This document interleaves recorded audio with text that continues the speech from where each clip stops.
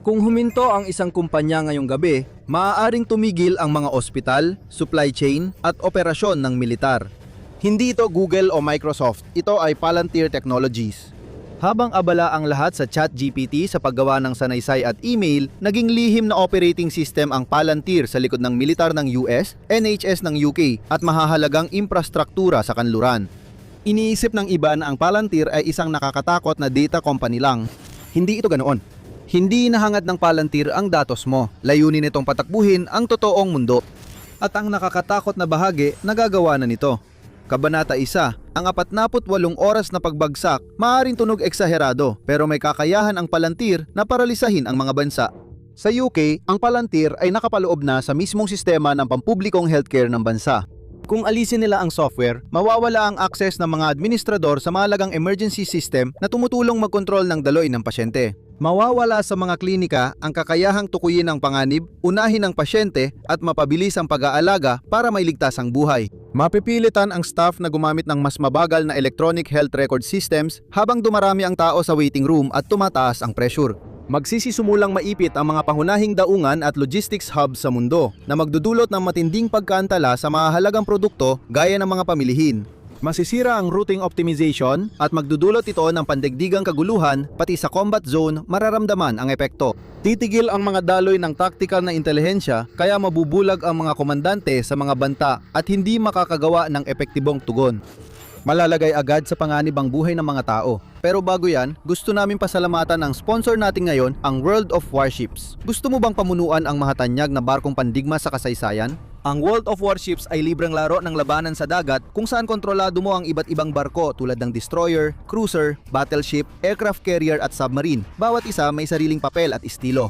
Ngayon ang tamang oras sumali dahil ipinagdiriwang ng World of Warships ang ika-250 anibersaryo ng US sa isang espesyal na Independence Day event.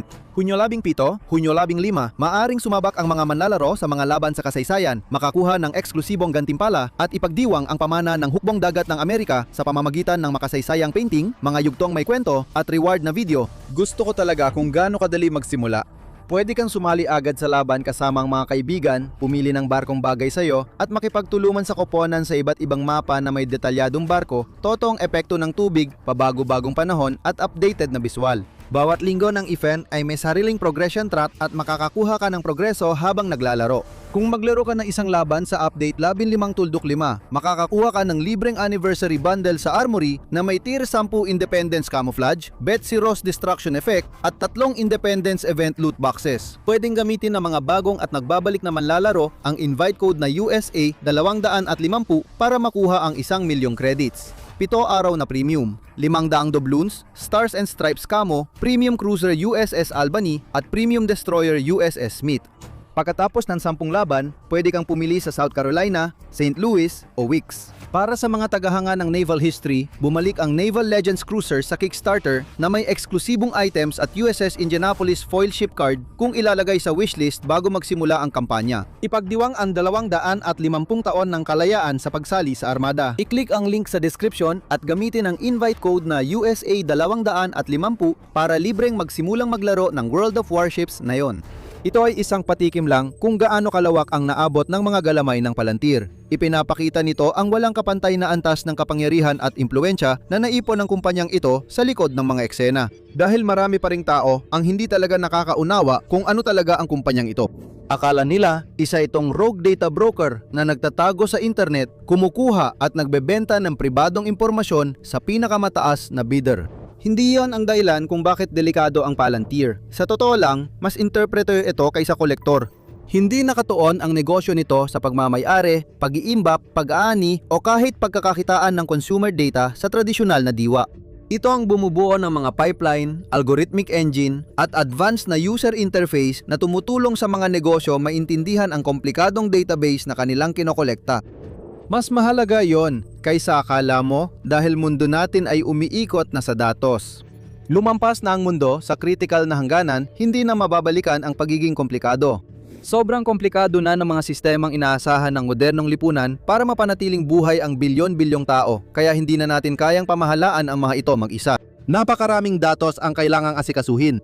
Diyan pumasok ang Palantir. Hindi nila pag-aari ang datos pero kanila ang software na nagpapabasa at nagpapamahala nito. Nagawa nila ang isang bagay na napagtanto ng karamihan sa mga gobyerno at korporasyon na hindi sila makakakilos nang wala ito. Isang sistemang kayang bigyang kahulugan ang kaguluhan. Dahil dito, isa ito sa pinakamakapangyarihang kumpanya sa mundo. Nagsimula ito sa isa sa pinakamalaking kabiguan sa intelihensya sa kasaysayan. Kabanata 211 multo. Para maintindihan kung paano lumalim ang sistemang ito sa infrastruktura ng kanluraning mundo, balikan natin ang Setyembre 11, 2001 sa pinakamadilim na araw ng kasaysayan kung kailan halos 3,000 ang nasawi sa pinakamalaking pag-atake ng terorismo. Pagkatapos bumagsak ang World Trade Center, isang mahalagang tanong ang umalingaw-ngaw sa mga newsroom, tanggapan ng gobyerno at ahensya ng intelihensya. Maari sanang napigilan ang pag-atake dahil may sapat ng datos ang mga US intelihensya para malaman ang plano ng mga terorista. Bago ang pag-atake, nakatanggap ang NSA ng mga komunikasyon mula sa kilalang operatiba. May tala ang FBI sa mga kahina-hinalang pumapasok sa paaralan ng paglipad. Nauhan ng CIA ang maraming impormasyong halos inilatag ng buong plano. Alam nilang pinag-iisipan ng mga terorista na gamitin ang mga eroplano bilang sandata. Alam nila na natpaplano si Osama Bin Laden ng malaking pag-atake at natukoy na ng intelihensya ang ilan sa mga hijacker bago ang ika-11 Setyembre. Nandun na ang mga palatandaan pero di nila may konekta dahil sobrang dami. Nakikita ng FBI analysts ang isang bahagi at iba naman ang nakikita ng CIA. Walang nakapagdugtong ng lahat na impormasyon at nakaunawa sa laki ng mangyayari hanggang sa huli na ang lahat. Hindi kakulangan ng impormasyon ang naging dahilan ng pagkabigo, kundi kakulangan ng integrasyon. Kung mas maganda lang ang pagkakakonekta ng mga sistema ng iba't ibang ahensya, baka libo-libong buhay ang nailigtas. Hindi na dapat maulit ito. Kailangan ng solusyon, kaya pumasok si Palantir. Itinatag ni na Alex Karp, Peter Thiel at ng isang maliit na grupo ng mga inhinyero nilayo ng kumpanya na gumawa ng isang sistema na kayang pagsamahin ang magkakahiwalay na impormasyon sa isang kapaligiran, isang sistema ang kayang mag-integrate ng napakaraming datos mula sa iba't ibang pinagmulan papunta sa isang plataforma. Mas madali nang makita ang mga pattern at imapa ang mga network kaya nagkakaroon ang mga gumagamit ng mas malakas na pananaw sa sinusuri nila. Ang paghuli ng terorista ay parang beta test lang. Ang tunay na tagumpay ay maintindihan ng computer ang pisikal na mundo. Kabanata 3, ang Digital Twin. Ano ang ontology? Sa likod ng pag-angat ng Palantir Technologies ay isang tila simpleng ideya na tinatawag na ontology. Para maintindihan kung bakit ito mahalaga, dapat mo munang malaman ang paboritong solusyon ng mundo ng korporasyon sa maraming impormasyon, ang data lake. Tama ang pangalan, ito ay parang isang napakalaking digital na imbakan kung saan maaaring itapon ng mga kumpanya ang lahat ng kanilang datos. Hindi mahalaga kung saan ito galing, anong format nito o kung ito ay structured o unstructured. Lahat ng ito ay basta inilalagay lang sa laki.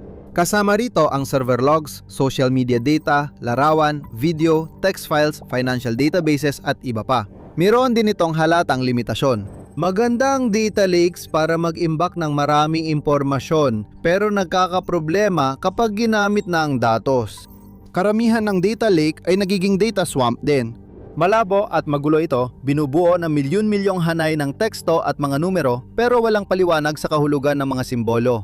Gusto ng Palantir na baguhin ito, kaya naisip nila ang ontology, isang digital twin o kopya ng operasyon ng kumpanya.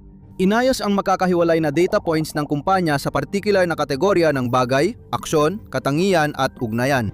Habang ang data lake ay nag-iipon ng mahirap intindihing impormasyon, ang ontology ay nag-aayos nito gamit ang mga totoong terminong madaling maintindihan. Kapag nag-login ang isang user sa interface ng Palantir, hindi nila makikita ang makakapal na spreadsheet o mga linya ng abstract na code. Makikita nila ang madaling maintindihang visual na ecosystem ng magkakaugnay na node kung saan ang administrador ng ospital ay makakakita ng label na kama o pasyente na magkaugnay. Tinutulungan silang makita ang galaw ng mga pasyente sa pasilidad at maramdaman ang mas kontroladong operasyon. Ang isang komandante ng militar ay makakakita ng mga label tulad ng target, drone at bala na tumutulong sa pagpaplano ng susunod na akbang gamit ang totoong datos mula sa labanan. Sa madaling salita, binibigyang buhay ng ontology ang datos. Binibigyan ito ng kahulugan ng impormasyon, kaya mas madali itong maintindihan at mas nagiging mahalaga para sa mga tao at organisasyong nangangailangan nito. Dahil dito, tinawag ng mga ehekutibo ng Palantir ang mga plataforma nila bilang operating system. Hindi ito isang bagay na ginagamit mo lang sa ibabaw ng iyong mga sistema, kundi isang bagay na nasa ilalim ng lahat na nag-uugnay sa lahat ng ito. Magkakaugnay ang lahat sa isang buhay na modelo ng realidad. Dati, ang ganitong military grade na lohika ay teorya lang para sa sibilyan. Hanggang nagkaroon ng pandaigdigang sakuna na nagtulak sa pribadong sektor na gamitin ito. Kabanata 4, Operation Warp Speed, patunay para sa mga sibilyan. Ngayon, isa na ang Palantir sa pinakamalalaking negosyo sa mundo, pero noong unang dekada nito, kakaunti lang ang may alam tungkol dito. Karaniwan itong ginagamit sa lihim na sektor bilang espesyal na kasangkapan para tumulong sa military intelligence at anti-terrorism agencies sa pagtukoy ng banta at pag-iwas sa trahedya. Noong 2013, onti lang ang kliyente ng kumpanya, pero kabilang dito ang pinakamakapangyarihang ahensya sa mundo. Ang NSA, FBI, CIA, US Air Force, Marine Corps, pati na rin ang West Point. Sumunod ang isa pang mahalagang yugto sa kasaysayan, ang pandaigdigang pandemya ng COVID-19 na humubog sa hinaharap ng Palantir at ng mundo. Habang kumalat ang bagong nakamamatay na virus sa mundo, hinarap ng pamahalaan ng Estados Unidos ang isa sa pinakamalaking hamon sa lohistika, ang Operation Warp Speed. Layunin na ipamahagi ang daan-daang milyong dosis ng sensitibo at madaling magbagong temperatura na COVID-19 na bakuna. Hindi matatawaran ang laki ng hamon na ito o ang dami ng datos na kasangkot. Dapat makarating ang mga bakuna sa tamang oras, lugar at sa mga higit na nangangailangan. Marami sa mga datos na yon ay nakakalat sa iba't ibang sistema at silo na hindi lang magkakahiwalay, kundi noon pa man ay hindi talaga magkatugma sa isa't isa.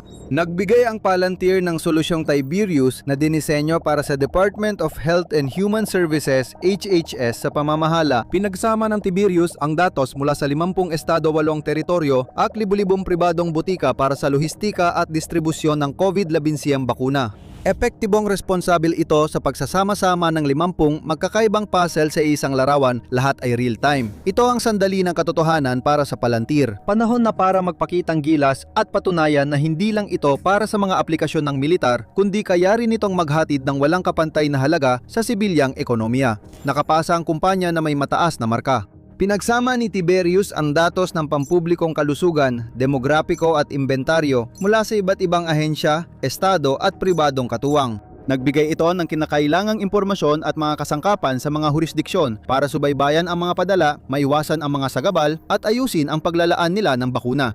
Sinubaybayan nito ang bawat vial mula produksyon hanggang sa pasyente, pinamahalaan ang halos 1 bilyong dosis. Simula pa lang ito ng tagumpay ni Palantir.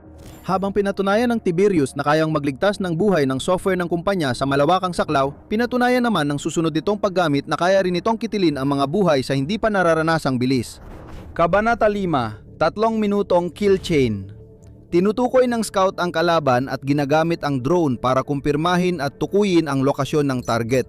Minomonitor nila ang galaw nito sa totoong oras habang pinipili ang angkop na armas para patumbahin ang target. Nagbibigay ng utos ang command, pinapaputok ang napiling sandata, patay na ang target. Ito ay isang halimbawa ng kill chain, ang sunod-sunod na mga pangyayari na bumubuo sa isang karaniwang opensibang militar. Noong nakaraan, ang mga pangyayaring ito ay maaring tumagal ng ilang oras o kahit ilang araw bago maganap. Kadalasang mahaba ang oras dahil sa issue sa datos. Mabagal dumating ang impormasyon sa mga sistema at tao kaya nadidelay ang desisyon. Nagbibigay ito ng oras sa mga target para makatakas sa radar. Ngunit sa labanan sa silangang Europa, nabawasan ang kill chain dahil kay Palantir. Ang pagsalakay ng Russia sa Ukraine ay nagbigay kay Palantir ng pagkakataong tumugma sa layuning militar nito. Ang Ukraine ay isang mas maliit na bansa na may mas mahina na hukbo kumpara sa kalaban nito. Sa isang karaniwang labanan, tinatayang halos 0% ang tsansa nitong magtagumpay ayon sa mga eksperto. Para makaligtas at magkaroon ng tsansang manalo sa digmaan, kailangan baguhin ang mga patakaran ng labanan at yon ang ginawa ng Palantir. Nagbigay ito sa Kiev ng software na nagpaikli ng kill chain sa wala pang 3 minuto. Ang buong proseso ng pagtukoy at pagsira sa isang kalabang unit ay nangyayari na ngayon ng mas mabilis kaysa sa oras na kailangan para maginit ng frozen na pagkain sa microwave. Ang paraan kung paano ito ginagawa sa maraming aspeto ay kahalintulad ng kung paano ito ginamit sa Operation Warp Speed.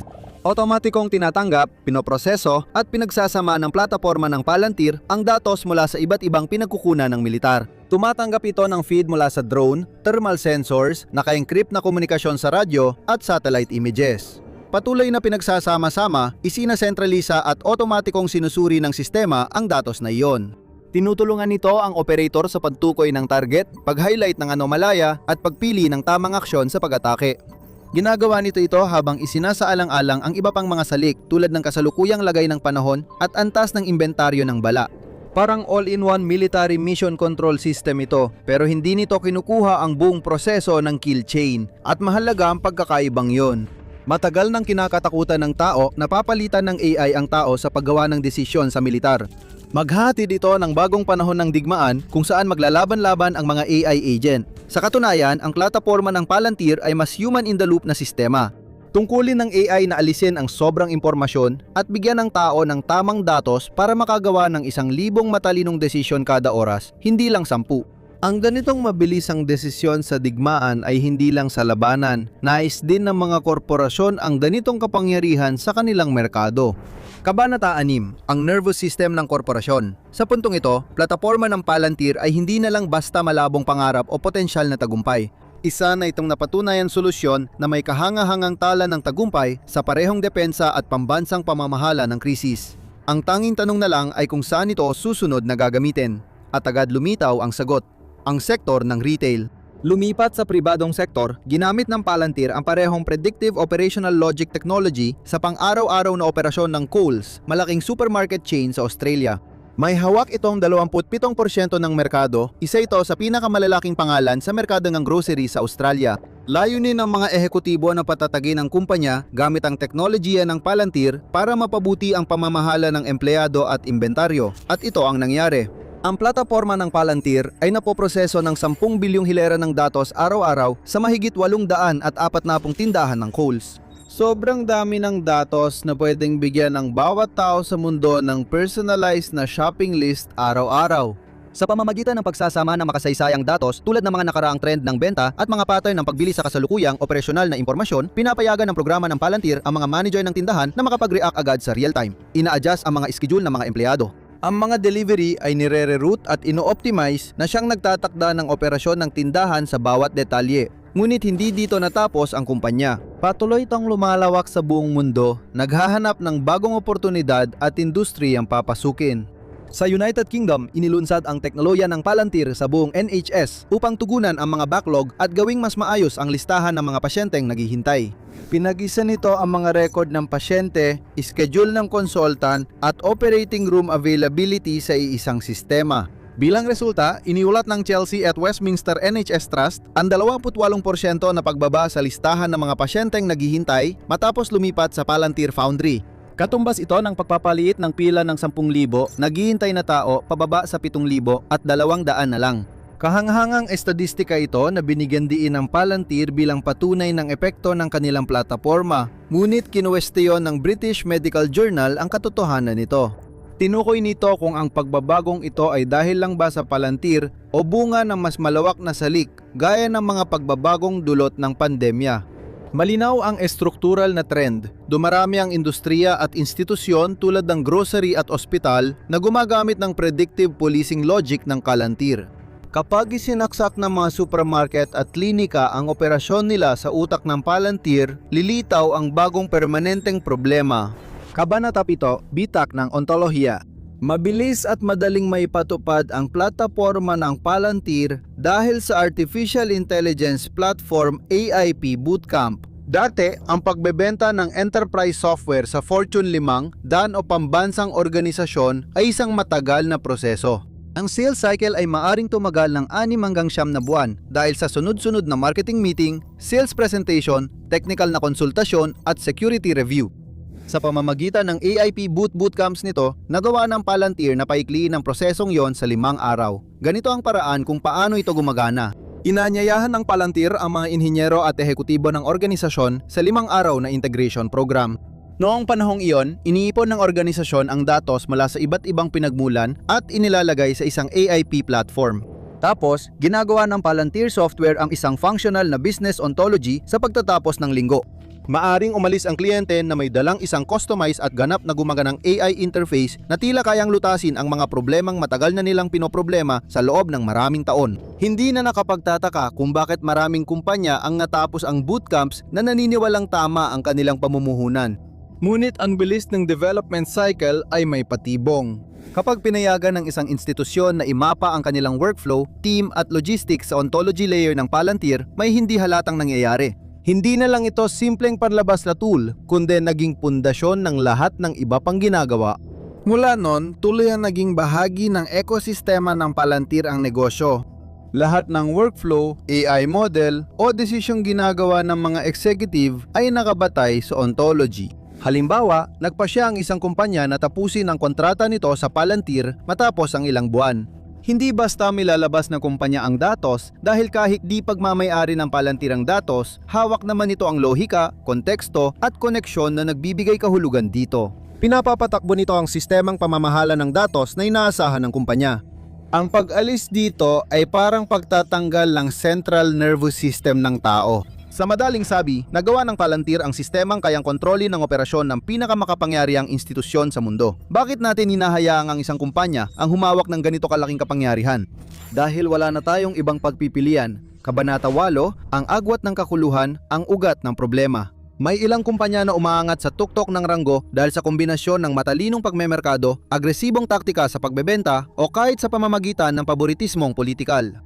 Bagamat nakinabang ang Palantir sa lobby sa Washington at maagang alyansa, hindi talaga politikal ang tunay na dahilan ng pag-angat nito. Ito ay dahil sa isang problemang unti-unting nabuo sa modernong lipunan sa loob ng mga dekada, ang tinatawag na complexity gap. Mas mabilis ang pag-unlad ng teknolohiya kaysa sa kakayahan ng mga tao na makasabay dito. Ang bilis at dami ng datos sa buong mundo ay lubos na humigit sa kakayahan nating maproseso ang lahat ng ito. Hindi mahalaga kung gaano katalino ang isang tao o gaano karami ang kanyang karanasan. Limitado pa rin sila ng biolohiyang pantao, kaya walang kayang umunawa sa dami ng datos at real-time na variable na patuloy nagbabago sa pandaigdigang network. Hindi na sapat ang ating ginagamit para sa datos. Limitado na ang nagagawa ng lumang database architecture at Excel spreadsheet. Kung magpatuloy ang sangkatauhan ng walang pagbabago, maaring magdulot ito ng pinsala. Dumarami at nagiging mas komplikado ang datos habang nababawasan ang kakayahan nating maintindihan ito. Nagdudulot ito ng matinding pagkabulag at hindi epektibong operasyon. Dahil sa mabilis na pag-unlad ng lipunan, lumitaw ang pangangailangan para sa AI orchestration layer na magbabantay sa lahat. Kailangan natin ng tulong para pamahalaan at mamanatili ang malalaking network ng lohistika araw-araw. Ang Palantir ang layer na yon at yan ang dahilan kung bakit higit pa ito sa isang kumpanyang nagbebenta lang ng kapakipakinabang ngunit pang operasyong software. Sa halip, naging pangunahing tagapagpadali ito ng kanlurang lipunan, isang mahalagang bahagi ng makabagong makina ng datos. Ito ang pumipigil sa makabagong sistema na bumagsak dahil sa bigat ng datos nila. Kapag inalis mo ito, hindi lang babagal o bahagyang bababa ang kahusayan ang mga entidad at industriyang pinapagana nito. Bagamat hindi sila tuluyang babagsak, makakaranas sila ng malaking pagbagsak ng kahusayan. Dito rin tayo dadalhin sa mahalagang moral na tanong ng lalaking lumikha nito. Kabanata Siyam, ang pilosopong hari. Bagamat 5 co-founder ang Palantir, si Alex Karp ang naging misteryoso at kontrobersyal na muka ng kumpanya. Si Karp ay maituturing na kakaiba sa mga lupon ng Silicon Valley. Hindi siya isang habambuhay na tagahanga ng teknolohiya at hindi rin siya tagapagtaguyod ng paniniwalang yon. Sa halip, hindi siya naniniwala na ang Big Tech ay nakatagdang gawing mas mabuting lugar ang mundo. Mas habsyan ang pananaw niya at sinabing mapanganib ang mundo. Puno ito ng halos walang tigil na alitan sa pagitan ng mga bansa na laging may banta ng digmaan at pagbagsak na hindi kailanman nalalayo. Ayon kay Karp, mahalaga ang software tulad ng Palantir para labanan ng mga panganib na yon. Naniniwala siyang ito ang pinakamahalagang sandata para ipagtanggol ang demokratikong halaga ng kanluran at maiwasan ang pagbagsak ng sistema. Ang pagtatanggol niya sa Palantir ay may kaugnayan sa tanong ng lipunan, ano ang mangyayari kapag hindi na nakakasabay ang tao? Ang isang nakatagong AI layer na palaging nagmamasid at nag-optimize ay isang anyo ba ng tahimik na otoritaryang kontrol? Ito na lang ba ang pumipigil sa modernong lipunan na malugmok sa kaguluhan? Ipaglalaban ni Karp na lampas na tayo sa usapin ng individual na privacy o estadong pinapatakbo ng datos. Kailangan nating mamili sa pagitan ng kaguluhang pinamumunuan ng tao o kaayusang pinamamahalaan ng AI, realidad na tayo ang gumawa at dito tayo dapat umangkop. Sa kagustuhan nating gawing mas mabilis, mas matalino, mas episyente at mas kumikita ang lahat, nalikha natin ang isang realidad na sobrang komplikado para sa tao kaya napipilitan tayong ipaubaya ito sa makinang hindi na natin kayang kontrolin. Ramdam sa mundo ang epekto ng Palantir. Ngunit marami pang ibang aninong entidad na apektado ang ating araw-araw na buhay. Alamin ang kumpanyang palihim na nagmamay-ari ng lahat para makita kung paano ginagawa ng BlackRock o panoorin mo na lang ito.